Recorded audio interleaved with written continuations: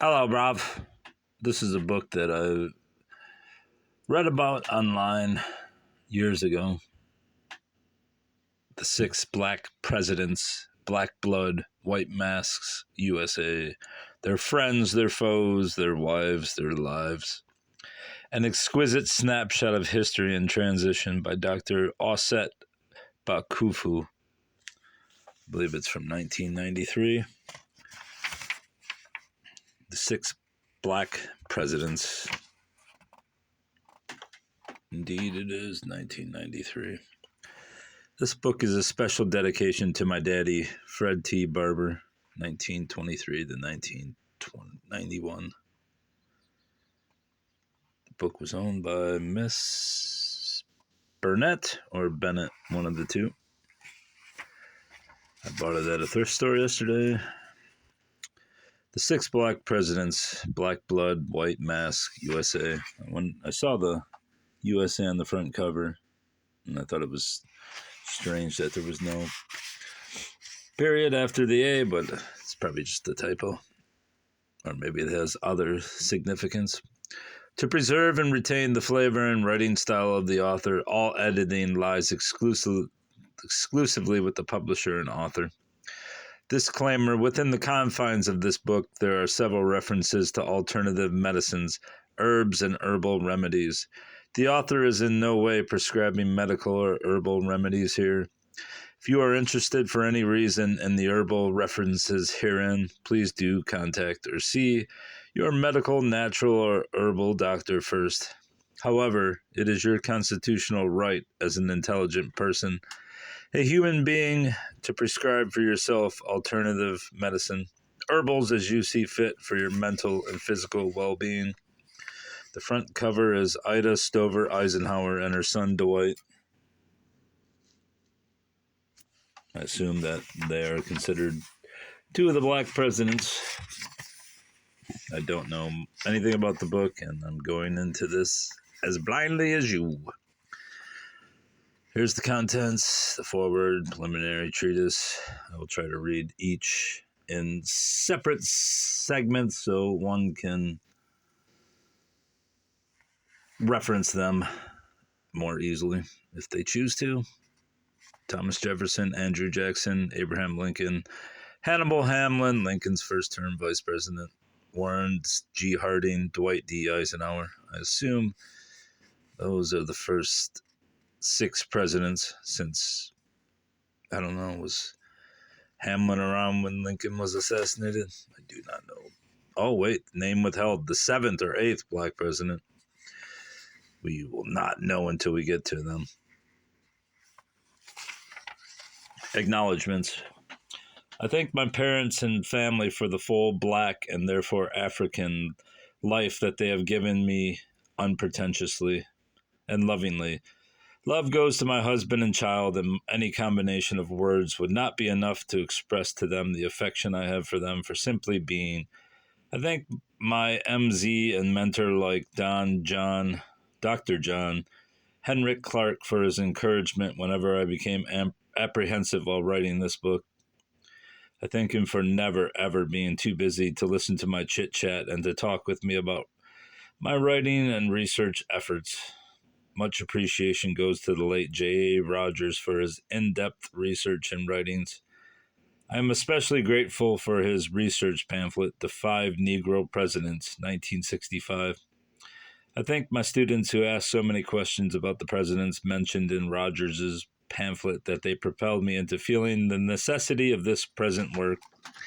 I thank Stephen B. Oates and the late William Henry Herndon for their in-depth writings on Abraham Lincoln. I also acknowledge the libraries and librarians in Hillcrest Heights and Oxon Hill, Maryland, and also the Durham County Library in Durham, North Carolina. Special thanks also go to the Martin Luther King Memorial Library and Howard University Library and Medical College in Washington, D.C.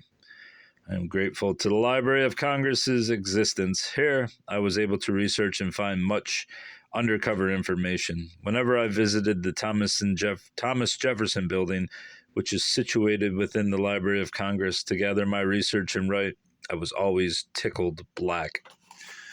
Not sure what that means. one more word about the author, Dr. Auset BaKhufu. I did read on some message board that she was discredited, but like I said, I didn't really read into it to why or how or what, but I don't really care. The story is interesting. And we shall go into it with blind faith that it is a genuine effort. Foreword by Dr. Wade Nobles. Dr. Auset BaKhufu's The Six Black Presidents, Black Blood, White Masks is a psychobiography of six presidents of the United States who are believed by some historians to be of African ancestry. Naim Akbar and I have suggested that psychology is the study of the illumination of the human spirit. A psychobiography would, therefore, be a study of the illumination of the spirit through the written, graphy analysis of a life or living organism.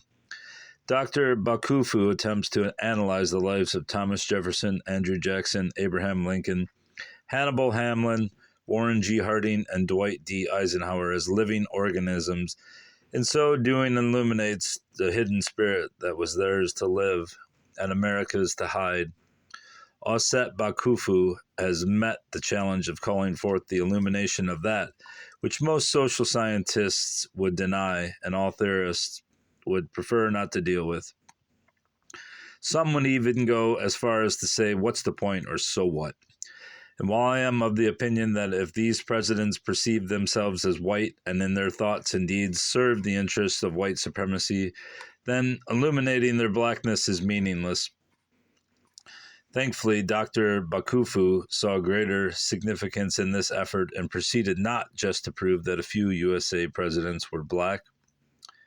In fact, after reading this work, the reader should realize that the value of this book is not in the historiography of racial ownership.